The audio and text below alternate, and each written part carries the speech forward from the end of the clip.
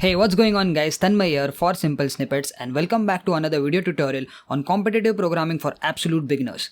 So this is the fourth video in this competitive programming for absolute beginners playlist. In case if you've missed any of the videos, do check out the link in the video description. I've tagged the entire playlist. By the way, if you're new on this channel, my name is Tanmay Sakpal. I make video tutorials on computer science and IT topics. We have 600 plus tutorials on this playlist as of today and more keep on adding on. We have many topics like different programming languages like C++, Java, Python, C#. We have web development. We have our very famous data structures and algorithms playlist, which is one of the favorite on this channel. We also have other topics like operational research, network security, Boolean algebra, you name it, we have it on our channel. So please explore this channel. I'm sure you'll find a lot of value. And with that introduction, let's now begin with our today's topic, which is the domino piling problem. So this is yet again a simple yet a little bit tricky question because the programming part of things is extremely simple. The tricky side is to understand this problem statement, which is in English, okay? And this is also actually the case with many of the competitive programming problems, especially for beginners, which is the question itself is riddled with a lot of difficult English sentences and jargons. Many times some sentences are not even relevant to the actual problem, so they're just added as garbage, but they don't really add any value. So this is one of that question where the actual implementation, the actual code, which you will see by the end of this tutorial where we write a C++ program, is very simple. But to get to that, we have to break down this problem statement. So let's actually first start understanding the problem statement. Okay, so what is this domino piling problem? So let's read the entire problem statement and then we will try to break it down. So it says that you are given a rectangular board of m cross n squares. Okay, so you have an imaginary rectangular board of m cross n squares. So it's like a 2D matrix. Let me just show you one. So there you go on the right. So you also have an unlimited number of standard domino pieces. So this pink piece represents a domino piece and the piece is of the size of 2 by 1 squares. So 2 is the number of rows and the second one denotes the columns. Let's assume that. So you can see row 1 R1, row 2 R2 and column 1 C1, right? Similarly, this rectangular board also we will consider this as rows, that is the first number as rows and the second one as columns. So over here we have a 2 row 4 column matrix. This is not 3, this is 4. Let me just quickly change that. So we have a 2 by 4 rectangular board. So 2 rows you can see R1 and R2 and 4 columns C1, C2, C3 and C4. Okay. Now what we have is an unlimited number of standard domino pieces. So we have unlimited number of these. What we have to do is you need to place as many dominoes as possible on this board so that no two dominoes overlap each other. So you have to take this domino and you have to place it on this board in such a way that they don't overlap. So if I place one domino over here, it will take up entire space over here, right? It will take 2 rows and 1 column. So now I have to place another domino over here. I cannot overlap it. I can also basically rotate the pieces. So you can see the next statement says you are allowed to rotate the piece. So I can place a domino like this also in a horizontal orientation and I can place it in a vertical orientation. What I cannot do is once I place this domino like this horizontally, I cannot overlap it with one more domino where you can see there is an overlap over here. So this is not allowed. What I have to do is I have to place the dominoes in such a way that they don't ever overlap. Okay, that's the rule. And what I have to do is I have to place as many as possible. So I have to maximize the number of dominoes being placed on that board. So that is the problem statement. Okay, so you will always be given a m cross n board and this m and n you will have to take from the user obviously. And what you have to do is you have to find out the number of dominoes, the maximum number of dominoes that can be placed on this specific board. Okay, so how do you do that? That's the problem statement. Let's quickly read the problem statement again once more so that we can try to understand it better. So you are given a rectangular board of m cross n squares, makes sense. You also have an unlimited number of standard domino pieces of 2 by 1 squares. And now you are allowed to rotate the pieces, but you need to place as many dominoes as possible on the board such that no two dominoes overlap and no dominoes crosses the edge of the board. So you can't place them outside obviously of the board. They have to be contained inside the board itself, right? Okay. So this is the problem statement in English words. What do you expect as an input when you're actually writing the code, right? So the input is going to be a single line containing two integers m and n. So you have to take two integer value inputs m and n, which is basically going to be the size of the board, and the constraint is they have to be less than 16 and greater than 1. Not a big deal. The constraint is not of real importance over here. But what is important is you have to find out the maximum number of dominoes. So that is what we have to print out. Maximum number of dominoes that can be placed. Okay. So for example, let's give the input 2 and 4, which is this example, right? So the output needs to be 4. Why do I say that? Because you can arrange exactly 4 dominoes, 1, 2, 3 and 4, and cover up the entire rectangular board, and you cannot obviously place more than that. So basically that is the maximum number of dominoes. Now you may ask that can we place them in a different orientation? Yes, we can. Let's say you want to place them horizontally. So you can do that as well, right?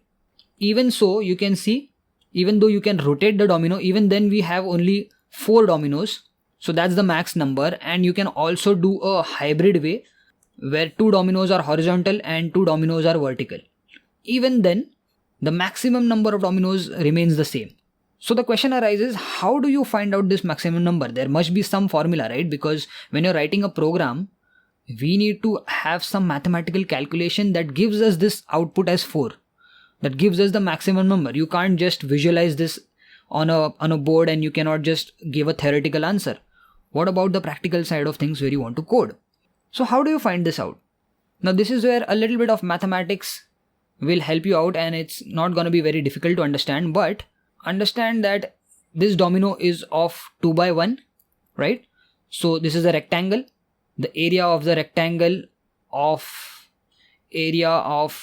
domino will be given by the length and breadth, right? Length into breadth, which is 2 into 1, which is going to be 2. When you have a rectangular board of 2 cross 4 units, so area of the rectangular board will be given by length into breadth, which is 2 into 4.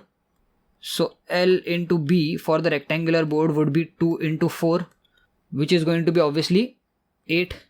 So just by looking at the areas, so the domino's entire area takes up 2 units for 1 domino, and the total area that we have on the board is 8 units. So the total number of dominoes can be given by area of the rectangular box, the entire rectangular board, divided by the area of the domino, right? That would be 8 divided by 2, which is 4. So this, my friends, is actually the formula which we have to implement programmatically in the coding side of things to come at this number. But does this number work for other examples? So let's have another example where we take a different size of rectangular board, right? Let's try that. Okay, so let's take this example where we give the input 3 and 3. So M and N is 3 and 3, which means it's a 3 cross 3 board. So now, how many dominoes can you fit onto this board? Let's say we do 1 over here, we do 2 over here, we do a third one over here, and then we do a fourth one over here. Now obviously one of the space is going empty, but you can't place another domino over here because it requires more cells, right? It requires 2 cells and not a single cell. So obviously maximum number of dominoes over here is still going to be 4. You can see the output is 4, but we are still wasting a space over here. Now that is just how it is going to be when you get an odd number when you talk about the area. So if we were to again quickly calculate the area of the domino, we know it's 2 into 1, which is 2 square units, whatever the units are, and the area of the rectangular board now is 3 into 3, which is equal to 9. So 9 square units.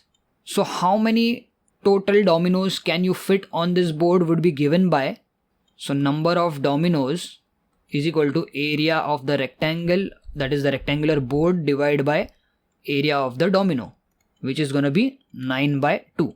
So 9 by 2 is going to give you a 4.5 value. Obviously, we will not take the fractional part because you cannot have a half domino to take up this space. So ultimately, the output is going to be 4. So this, my friends, is the formula that is working for 2 of our use cases, and this is exactly that we want to apply. Now let's quickly look at the algorithm. It's going to be very, very simple.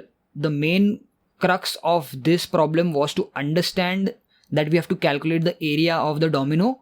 We have to calculate the area of the rectangular board and divide it and get the total number of dominoes. Okay. And you don't need to have to, focus on this statement where they're saying you're allowed to rotate the piece. This is just extra piece of information given to confuse you. Because you might think that, arranging the dominoes in some different way will give you more dominoes to be arranged on the rectangular board, but that is not the case. The simple answer or simple solution is to calculate the areas of both entities, that is the domino as well as the rectangular box, and just divide them, and then you get the answer, and not some different methodology where you rotate the pieces in different orientations so that you can fit in more dominoes. That is not the answer. This is just given to confuse you guys. Alright. Okay. Let's quickly look at the algorithm. Alright. Pretty small algorithm. Step number 1. You take the dimensions of the rectangular board M and N. Step number 2. Calculate the total squares and divide by 2. As simple as that. Basically, the max dominoes is going to be given by M star N divided by 2. What is this 2? 2 is basically the area of the domino, right? Because it is 2 into 1. And M star N is going to be the area of the rectangular board. So whatever M and N value the user enters, the area will be calculated over here. When you divide it with the area of the domino, that is going to give you the max number of dominoes, and then simply you have to print it out. Pretty basic. I don't think I need to elaborate this even further. The main part was to understand this word problem and try to visualize how things work and try to determine the actual formula behind it, because that is what is going to be used in the practical side of things when you write the code. So let's quickly jump to the C++ IDE and quickly type out this problem and see if our logic is working fine or not. Okay, so we have our IDE open. I've typed in a little bit of code already, which you guys can see over here. This is simple boilerplate. If I just run this, it is simply printing on the output screen the domino piling problem, Codeforces 50A. Let's ask the user to enter the dimensions of the board. So we'll say enter M and N dimensions of the rectangular board. Let's create int M comma N,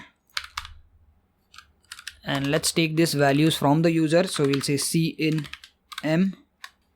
Okay, we take both the inputs from the user over here, and now we simply have to create one more variable. We'll say int max D. I'll say, so this max D is nothing but maximum number of dominoes.